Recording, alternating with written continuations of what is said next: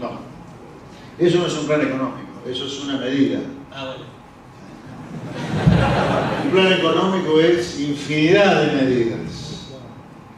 Pero nosotros en el Frente Despertar, y probablemente ese sea una de las causas más importantes de nuestro crecimiento enorme que hemos tenido en la intención de voto, porque tengo una idea, nosotros arrancamos en diciembre, cuando yo anuncié mi candidatura, con una intención de voto del 1,8% y estamos cerca del 8%.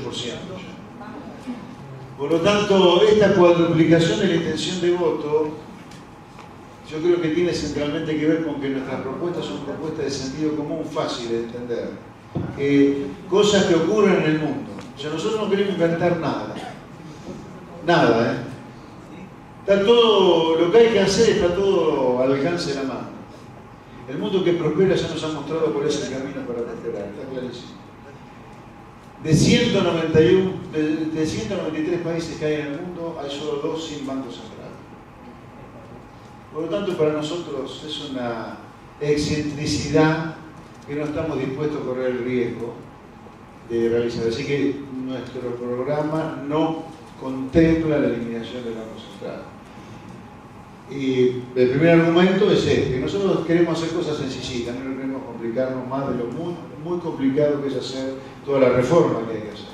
El segundo motivo es que cuando se discutió en Argentina muy en serio la eliminación del Banco Central, esto se discutió, ¿vos qué edad tenés? 21. Así que de 2018 al 21, no, estaba recién nacidito. Cuando recién nacías, en Argentina se discutió, pero muy seriamente, entre un gobierno, el gobierno de Menem con Roque Fernández como ministro de Economía y la Reserva Federal de Estados Unidos, la dolarización de la economía. Se discutió muy seriamente. Esto se lo puedo contar con conocimiento porque yo era profesor, soy profesor todavía de la Universidad del SEMA. En ese momento Roque Fernández era el rector de la universidad y dio licencia para ser ministro. Pero bueno, en el SEMA se discutía mucho el tema de la dolarización y tiene complejidades extremadamente complicadas de eliminar la moneda. El principal problema al final resultó ser que para un país grande como Argentina, a diferencia de Ecuador, que es un pañuelito, la Reserva Federal Americana tenía que emitir muchos dólares para darnos la seguridad que si la gente quería tener los dólares el día que vos decidieras dolarizar, vos tenías que tener los dólares para que no se te cayeran los bancos. Y la Reserva Federal obviamente no iba a estar emitiendo dólares así porque sí, porque Argentina no quería. Sí, es un tema técnicamente muy complejo, más allá de que nosotros, repito, me parece una excentricidad, es muy divertido plantearlo, la verdad, pero cuando vamos al terreno de los hechos hay a veces alguna diferencia. Así que yo lo quiero mucho, Javier, pero en ese tema, no.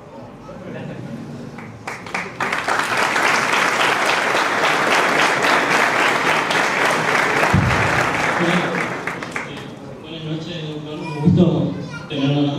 Para mí es un placer estar acá también.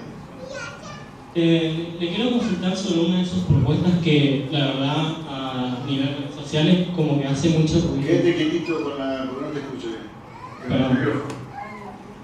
Le consulto sobre una de sus propuestas que hace mucho ruido en la sociedad, que es el tema de la devaluación.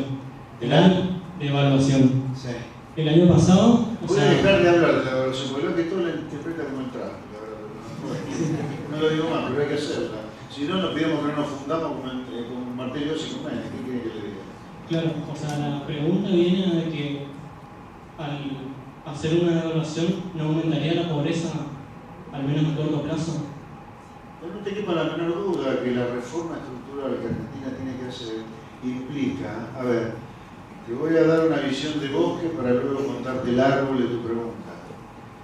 Argentina es un enfermo de droga, la droga del populismo que lo está matando.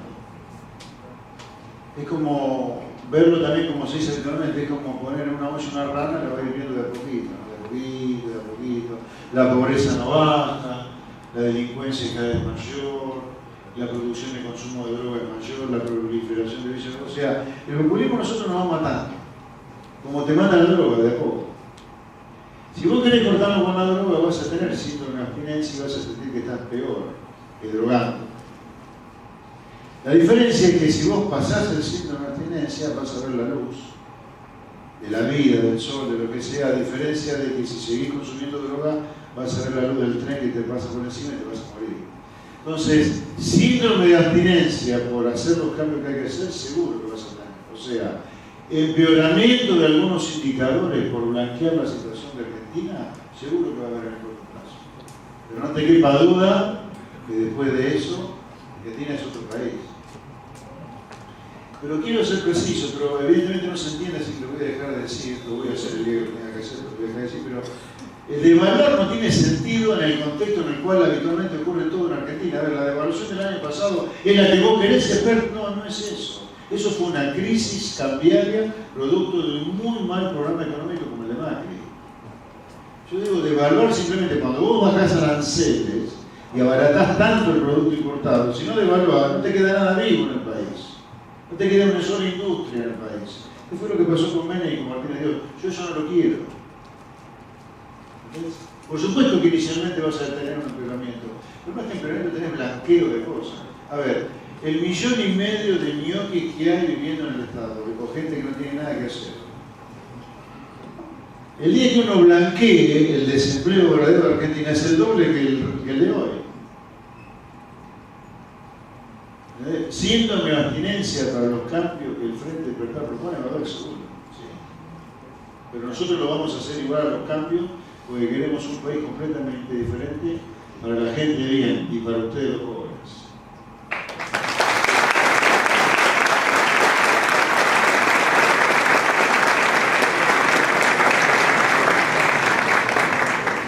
Justo, mira, íbamos a pedir una pregunta de una señorita o señor. Señora. Perfecto. Buenas noches, profesor. Mi nombre es Sonia y le quería preguntar el tema de las Fuerzas Armadas y el tema de los derechos humanos, el curro de los derechos humanos. Ajá. Sí. ¿Qué va a hacer con el tema de las Fuerzas Armadas? Bueno, no sé si tu pregunta tiene que ver con el Fuerzas Armadas, derechos humanos o presupuesto de las Fuerzas Armadas. Más que nada el presupuesto de las Fuerzas Armadas. Okay. Argentina hoy tiene Fuerzas Armadas inexistentes en los hechos. Gastamos solamente 0,6 puntos del producto en presupuesto militar cuando la región gasta 2,1, 2,3, 2,4 del producto, Estados Unidos gasta el doble de eso. Pero bueno, y Israel otro tanto. Bueno, dejemos de lado los ejemplos de los países medio bélicos. Argentina tiene que multiplicar por 3 por lo menos su gasto militar. Nosotros queremos volver a que la gente, la sociedad, esté orgulloso de sus Fuerzas Armadas. Queremos que estemos orgullosos de ellas. Ahora, para que estemos orgullosos de ellas, tenemos que recuperar la dignidad de ellas. Que su dignidad nos infunda respeto a nosotros.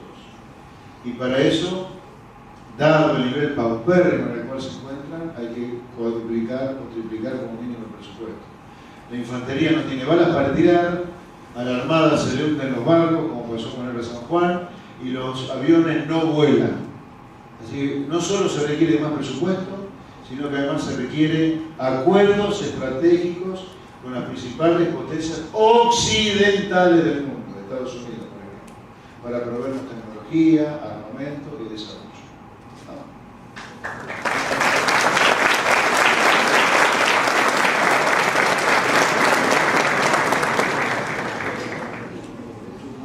Buenas noches, profe. Mi pregunta es, ¿en qué se vería beneficiada la Argentina con tratados de libre comercio con países grandes como Estados Unidos e Inglaterra que ustedes hablan? Sí. El beneficio que son, primero, supongo que la preocupación debe ser de todos. Bueno, ¿qué pasa si vos haces un acuerdo de libre comercio y te abrís un país tan grande? En realidad no te pasa nada porque son carísimos esos países, así que por lo tanto no son ninguna amenaza para nosotros. En primer lugar, entonces, la ventaja es que no son ninguna amenaza. La segunda es una ventaja absoluta, que es que en Estados Unidos, nosotros estuvimos en febrero, haciendo una gira por Estados Unidos. Tuvimos una serie de entrevistas realmente muy importantes. Tuvimos entrevistas en el Departamento de Estado, tuvimos entrevistas en el Fondo Monetario Internacional, tuvimos entrevistas también en la Cámara de Comercio de Estados Unidos. Ahí nos dijeron una cosa muy interesante, que el interés de Estados Unidos A lo mejor con Argentina no es tanto comercial. ¿Quién fue el que preguntó para poder verlo? Ahí nos dijeron en Estados Unidos que lo que a ellos más les interesa a lo mejor no es tanto el intercambio de limones nuestros por bienes de capital de ellos. Eso es lo más obvio y fácil. No, en serio, no es chicana. Sino que a ellos lo que más puede interesarle con un país que firme el Tratado de Libre Comercio es la inversión de empresas americanas en empresas argentinas. Que para ellos invertir 10 millones de dólares es chauchipalitos. 10 millones de dólares para nosotros es una mega empresa directamente. Entonces, el tamaño de escala de nuestras empresas con un acuerdo de libre comercio con americano cambiaría de manera sustancial. Ahí está la gran ventaja. ¿Otra pregunta? ¿Quién? El señor. Sí, buenas noches. Parece que en los últimos años no es posible hacer campaña política, ni discursos, ni discusiones sin usar dos palabras: decadencia y pobreza. La pobreza, creo que más que una cuestión económica, que lo ha dicho con toda claridad, no depende de un plan económico. Todos hemos fracasado. Porque la pobreza no es un problema económico, sino un problema cultural. La Argentina creo que tiene su decadencia a partir de haber abandonado la calidad de la educación de excelencia que ha hecho que la Argentina se haya colocado entre los primeros países del mundo.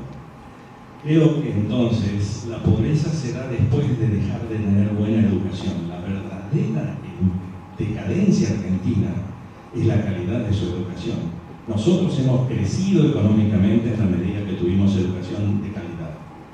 Y al revés, nuestra decadencia económica coincide con su principal causa, que es la decadencia educativa.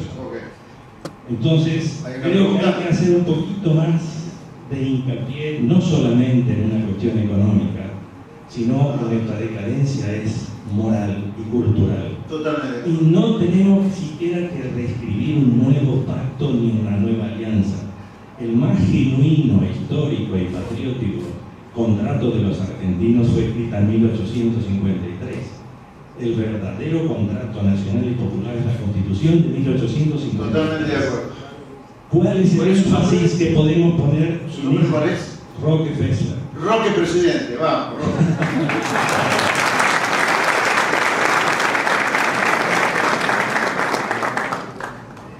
La pregunta era pregunta, el trato era, perdón. Esta es la presentación de mi libro, ustedes hacen pregunta. ¿Cuál es la pregunta? Si se va a poner énfasis también, no solamente en el aspecto economicista, sino en la cuestión cultural, moral y educativa. La economía que la gente no tiene para comer acá. La educación es importante, sin ninguna duda. ¿Cómo? Ajá.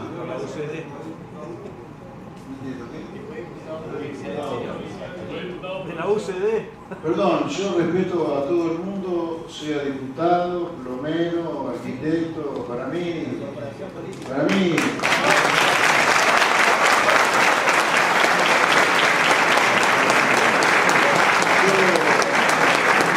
Yo mando preguntarme en los programas de televisión cuando debatimos de economía si el que debate conmigo es economista o no. Yo debato.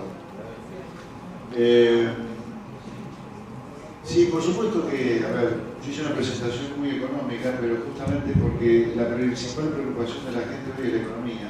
Usted me dirá, mirá, las consecuencias económicas del problema educativo son las de las cuales vos hablás. Yo no participo de la idea de que las cosas son monocausales. Yo creo que nuestra decadencia abarca infinidad de aspectos. Yo creo que la educación en Argentina se ha destruido de manera deliberada. Porque teniendo un pueblo subeducado, a vos cualquier energúmeno te puede gobernar. Porque vos le propones cualquier cosa a la gente y te la vota.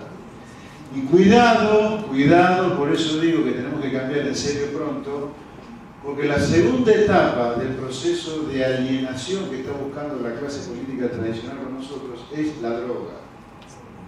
El no combatir la droga de manera frontal, en algún lugar esconde algún coqueteo con el siguiente: che, quedó alguno pensante en Argentina después que destruimos la educación, lo aniquilamos con droga. Y ahí ya no quedó nada. Podés tener el peor gobernador de la historia que te lo vuelven a votar. En algún lugar, mis queridos amigos, esto de que Argentina, yo creo que el gobierno de Macri se lo dije en 2015, antes que asumiera, en plena campaña, esto va a ser kirchnerismo y buenos modales. Y fue así. Yo diría, guarda con el coqueteo con estas cosas, porque estamos coqueteando con cosas muy peligrosas. Estamos coqueteando con gente, con una clase política tradicional que no le hace asco a nada con tal de quedarse. Cuidado. Otra pregunta. Buenas noches, mi nombre es Betty, le agradezco su visita. Quería preguntarle con respecto al achicar el Estado, implica eliminar planes y todo eso. ¿Cómo considera combatir que le van a hacer luchar el piso o van a prender fuego el país por achicar el Estado? Bueno, ahí yo quiero enfatizar algunas cosas antes de contestarte la pregunta puntualmente. Por eso somos una sociedad cómplice, por lo que te voy a decir ahora. El año pasado el sector privado destruyó 280.000 puestos de trabajo. Sin ningún despido en la administración pública. O sea, no se despidió a ningún ñoqui, a ningún empleado público que solamente estuviera calentando la silla, pero sí el sector privado destruyó 280.000 puestos de trabajo. ¿Qué político se preocupó por la destrucción de capital que implica destruir 280.000 puestos de trabajo? Porque los empresarios, aunque a los políticos les cueste creerlo, el empresario no es una persona que goza echando gente. El empresario, cuando incorpora a alguien, lo califica, lo forma, lo capacita, lo manda a trabajar en una sucursal en otro lugar. O sea, invierte tiempo, plata y esfuerzo para emplear a alguien. Por lo tanto, cuando una empresa despide gente, está descapitalizándose y descapitalizando, por lo tanto, al país. Sin embargo, a pesar de la enorme descapitalización que implica haber despedido 280.000 personas, acá no pasó nada. Sin embargo, cuando yo digo hay que checar el Estado y si hay que despedir gente, la primera pregunta es ¿qué hacemos con esa gente? ¿A algún político le importó a dónde fueron a parar? ¿Y qué se hizo con 280.000 puestos de trabajo privado? A ninguno. Pero hasta nosotros mismos nos preguntamos, che, pero cuidado, si se despide un ñoqui, si se despide una persona que solamente va al Estado a calentar silla, no se va a prender fuego el país. En parte, que estas cosas ocurran depende de que nosotros nos creamos estos mitos, de que se puede destruir un país, como lo hemos destruido, sin tocar el tamaño del Estado, nunca. Porque el tamaño del Estado, a lo largo de estos 70 años de decadencia, ha pasado de 15 puntos de producto a 40 puntos de producto. Nunca se lo achicó, nunca. Esto como concepto filosófico, sobre tu pregunta. Primero, nosotros la reestructuración del Estado que hacemos no es una reestructuración donde voy a decir, che, solo 1,5 millones de empleados se van. No, es un proceso gradual, mucho más gradual que la destrucción del empleo privado que se hizo el año pasado, capacitando, formando a la gente y con una reforma laboral muy profunda para que haya incentivo en el sector privado a tomar a esa gente. Sobre los planes sociales, tampoco nadie está pensando en decir, hay 4 millones de personas viviendo el plan y mañana tienen más plata. No es así. Nosotros sí con lo que vamos a empezar es preguntando a un beneficiario del plan, señor, ¿usted quiere trabajar o no? Si usted quiere trabajar va a seguir cobrando en efectivo. Si no quiere trabajar, cobrará en especie. Durante algún tiempo. Segunda reforma que hay que hacer de los planes es que tienen que ser en función inversa a la cantidad de hijos que tiene la familia pobre. Si no estamos financiando el aumento de la pobreza, no la pobreza, el aumento. Hay una gran diferencia entre financiar la pobreza o financiar un aumento. Nosotros estamos financiando aumento de pobreza. Así que la cantidad de plata que va a un plan está en función inversa a la cantidad de hijos que tiene. Y en tercer lugar, una vez que uno tenga la economía en crecimiento por la reforma del Tratado de Libre Comercio, reforma laboral y fiscal, una vez que la economía está creciendo, formando a la gente y capacitándola también, los planes sociales hay que eliminarlos, entregarles una tarjetita a la persona que recibe planos que diga no hay aporte patronal, no hay costo laboral para emplear a esta persona. Otra pregunta. Buenas tardes, señor expert. Mi nombre es Lautaro y junto con Guillermo Núñez y Facundo intentamos distribuir el liberalismo en la escuela, expandir la idea, con tal de que le voten.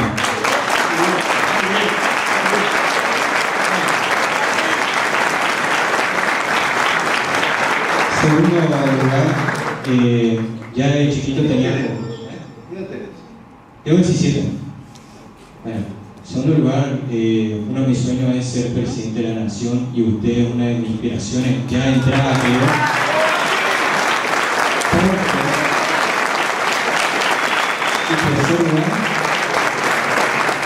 Y tercer lugar, arrancamos con la pregunta. Bueno. ¿Querés vicepresidente? Ya empecé a discusionar. Bueno, en primer lugar, hay informes económicos alarmantes diciendo que en todo el mundo va a empezar una crisis mundial, mismo que pasó en el 1930 y en 1960 y ya en el 2008. Esto porque, según dicen, Donald Trump colocó medidas proteccionistas. Bueno, lo que quiero saber es, en caso de que ocurra, porque dicen que no puede ser todo probable, pero en caso de que ocurra, ¿usted cómo haría para que no nos pegue tan duro? A ver, es una pregunta muy interesante, así que tenés futuro presidencial. Pero una primera cosa importante, porque esta pregunta ocurre, el proteccionismo de Trump, hay que hacer dos reflexiones. En primer lugar, la economía más abierta del mundo del comercio es la economía de Estados Unidos. No hay ningún país más abierto al comercio que Estados Unidos. Es el país que menos aranceles cobra y no tiene ninguna barrera no tarifaria para importar. Es el país más abierto al comercio del mundo. Por lo tanto, la guerra, entre comillas, que Trump está emprendiendo contra China es una guerra que comienza a partir de un dato central, que estamos hablando de que se empieza a cerrar un poco la economía más abierta del mundo. Digo esto porque los cavernícolas defensores del proteccionismo industrial nuestro ya dicen, vos pretendés abrirlo cuando Estados Unidos se cierra, como si alguna vez no hubiera importado, no se va a Estados Unidos, no además. Entonces, la primera cosa que hay que decir es que sí, nosotros nos tenemos que abrir porque somos la economía más cerrada del mundo. Y Estados Unidos no es que se está cerrando a todo el mundo, tiene una guerra con China. Porque los chinos creen que son más piolas que los americanos.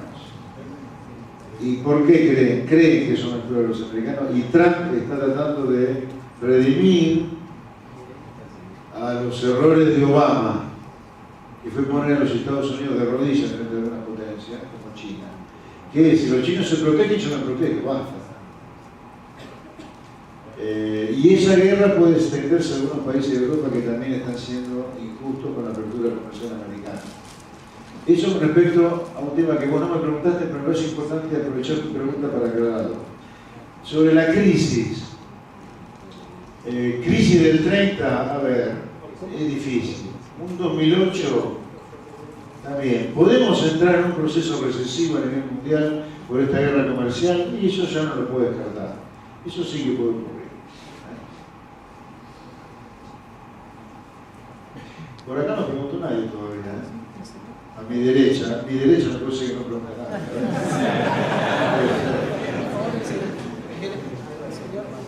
Acá decide el amigo, vamos. ¿Quién? ¿El señor? Creo que... La pregunta, vamos. Sí, creo que... Más cerca del micrófono, así todo se... Creo que una de las causas que mantiene la economía planchada es... ¿Qué economía planchada? Es que tienen... ¿La Argentina? Sí. Es que tienen a las provincias con la producción desalentada. Yo hice unos trabajos referentes a la navegación del río Uruguay, la canalización del río Uruguay, que en sus primeros tramos está ya con calado suficiente para buques de ultramar hasta Fray Bentos y hacia el norte una comisión binacional de Uruguay y Argentina están haciendo profundización del cauce hasta Concordia. Esa obra, complementada con un canal de navegación que se pueda construir en el límite preciso entre las provincias de Corrientes y Misiones, donde hay dos arroyos que acortan la distancia que se tendría con respecto a la frontera seca. Uno de los arroyos que es La pregunta, señor, ¿cuál es? La pregunta es, ¿qué opina usted sobre la importancia de esa obra que se pagaría sola por el simple hecho de eliminar el transporte con camiones y hacerlo con buques? Totalmente a favor.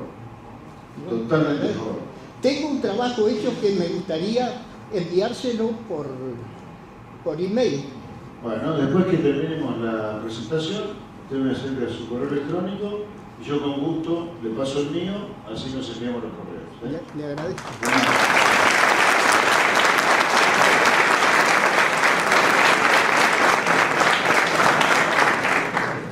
Sí. Buenas noches. Buenas noches. Primero que nada, un placer estar acá y mi pregunta es, ¿qué propuestas tiene en cuanto a la inseguridad y delincuencia que hay en el país en estos tiempos?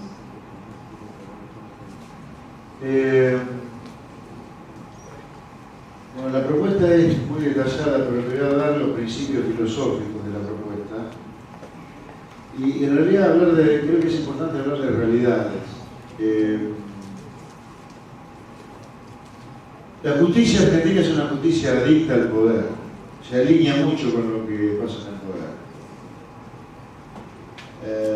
No es casual que Cristina esté sentada en el banquillo declarando cuando ella se baja de la fórmula, la vicepresidenta. Hay un olfato para mí de Comodoro Pi que la ven un poquito débil.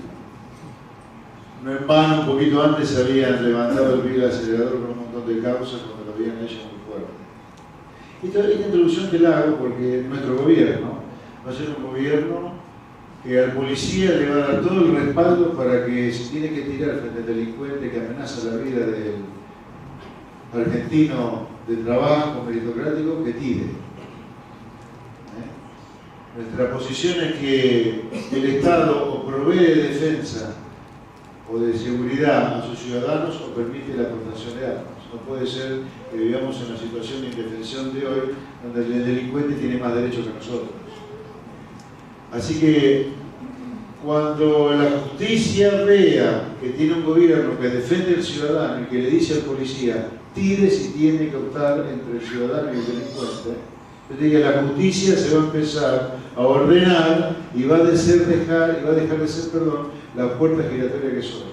Como la justicia es adicta y se acomoda mucho a los vientos del poder, vamos a aprovechar esa adicción de la justicia al poder de turno para ir columnándola detrás de un proyecto de sentido común.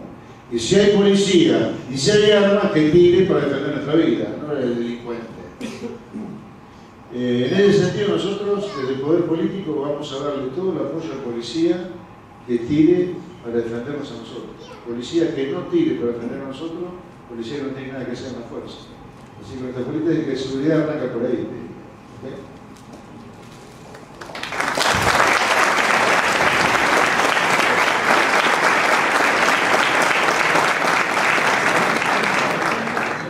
Muy buenas noches.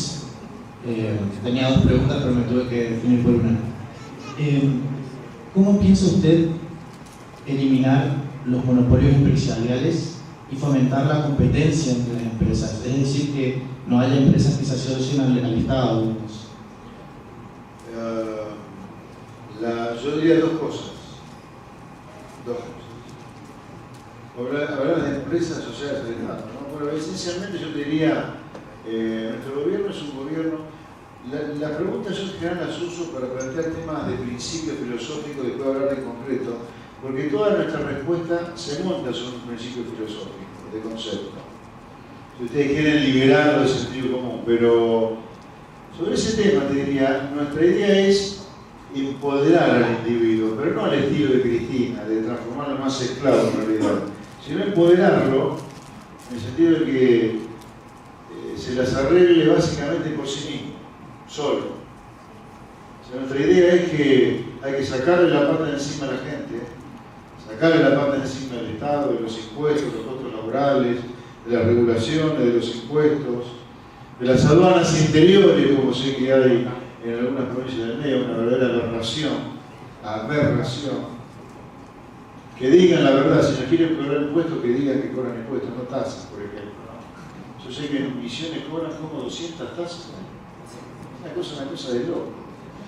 Entonces nosotros queremos empoderar al individuo con el sentido que se sienta digno, que esté erguido, que haga la vertical, que esté firme, porque está orgulloso de que se sustenta a sí mismo. La inversa que yo les contaba de este empresario que me decía que está esperando todos los meses que cobre el empleado público su sueldo para vender una moneda. Pero nosotros no queremos eso. Nosotros queremos educar al soberano para que sea soberano, educar al ciudadano para que sea soberano. Y en ese sentido, en este proyecto donde la idea es tener un ciudadano fuerte, pensante, erguido, que se sienta orgulloso de sí mismo, que tenga mérito, dignidad, para nosotros la apertura de la economía es la clave para que no sea monopolio. Además de tener en serio una ley de defensa de la competencia. Y desde ya que se olviden los empresarios argentinos de que van a hacer negocio con el Estado para sobrevivir. Van a tener que competir con el mundo y vender al sector privado. Nada de utilizar el curro, de vivir los impuestos que cobra la gente, que paga la gente y que cobra un empleo público en la curva del país. Para lo cual hay que hacer una reforma gigantesca al régimen de coparticipación, dando menos plata y no más a lo que la reciben hoy. Porque esto de vivir de los impuestos que pagan terceros es doblemente perjudicial para el que pone en exceso y para el que recibe en exceso porque te duerme la cabeza. Otra pregunta. No es necesario un aplauso cada respuesta, pero bueno, gracias. De este lado hay pocas preguntas, me van a alinear por acá un poco. Tenemos tiempo suficiente, si el profe no se cansa, porque si no está cansado, profe, pero hay tiempo suficiente porque hay muchos que quieren preguntar, por eso estamos... Sí, bueno, déjame preguntar, por favor. ¿Perdón? ¿Puedo preguntar?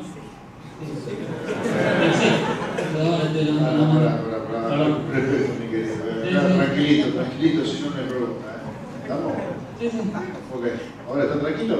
Pregunta, ahora pregunta más. Qué linda sonrisa. Un aplauso para nuestro querido amigo. Que sonríe,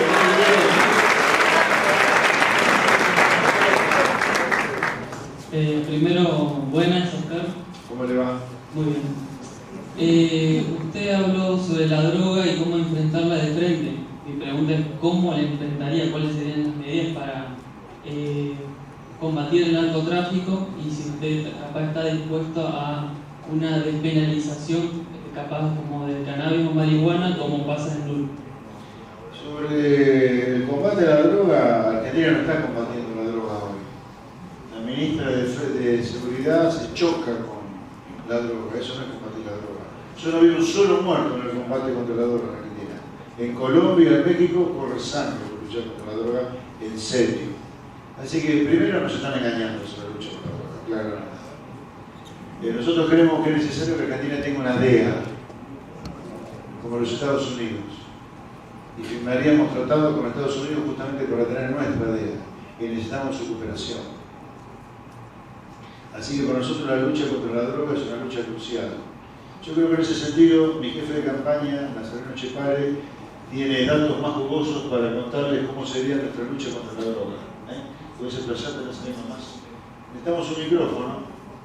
El mío no tenemos tres.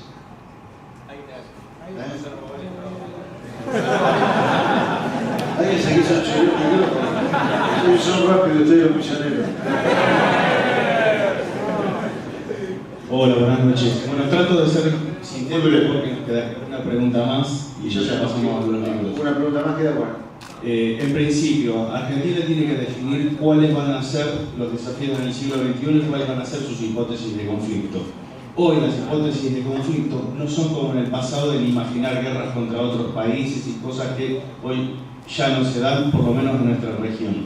Tenemos que pensar cómo vamos a cuidar la hidrovía, cómo vamos a cuidar el mar continental, la triple frontera y otros desafíos como podrían ser la base china o el Atlántico Sur. La droga pasa a ser uno de los hipótesis de conflictos centrales junto al terrorismo, porque tanto la triple frontera, que estamos tan cerca, como la hidrovía pasan a ser canales donde pasan armas, tráfico de personas, actividad terrorista y demás. En contra de la droga particularmente, tenemos que activar todo lo que sea necesario para tener los recursos necesarios para ese combate.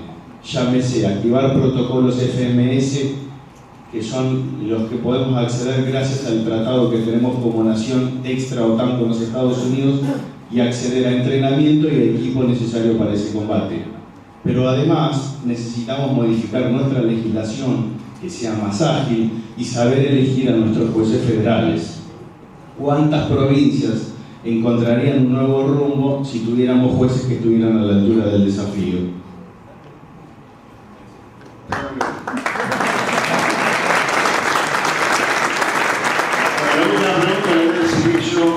Iba a ser una dama y yo le dije que iba a ser ella. Usted. Que levante la mano y parece para preguntar. Vamos a poner la mesa de política así firmo los letras.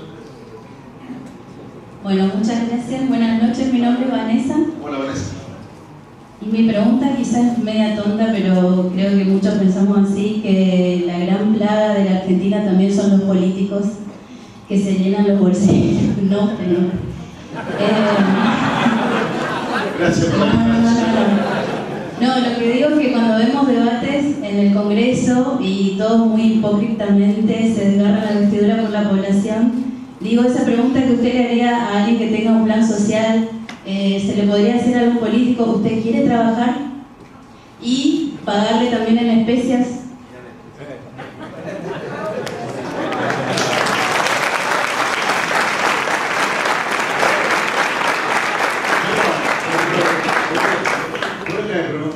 Yo le haría esa pregunta. No, digo, ¿cómo concientizar a los que están representándonos que realmente el país puede cambiar, como usted dice, pero necesitamos ese cambio de conciencia, de no garrapatas aferradas a una banca eternamente, como lo dijo por los sindicalistas también? Ah, sí, yo creo que hay que hacer reformas en ese sentido. Tanto para la política como para los sindicatos, la cantidad de tiempo que uno puede durar en el cargo no es infinita como hoy, de alguna manera. Sí, estoy totalmente de acuerdo que lo habría que hacer. De hecho, supongo que lo habrán visto, hay un video muy famoso cortito, donde yo lo tuve a Val Medina enfrente de Animales Sueltos, y le pregunté, ¿no viste nada? Todo lo que se chorearon, nada. Sí, yo creo que a esta política vieja que va a competir con nosotros este año hay que apretarle bien donde ya sabe, ¿no? Hay que apretarlo fuerte, porque en algún lugar somos cómplices de permitir que esto pase. O sea, no es posible que esta sociedad no tenga anticuerpos, no es posible que la sociedad admita que Cristina puede ser la alternativa a un gobierno fracasado como el de Macri. Una demente que es un desastre en el país. No es posible que nos permitamos que un picheto, creador de los planes sociales, hable mal de la patria planera hoy. Y no se pone colorado de decirlo en televisión. No es posible que nos permitamos que un Massa sea alternativa hablando mal de los impuestos cuando él fue el creador intelectual del impuesto a la renta financiera que causó en parte la crisis del año pasado. Sí.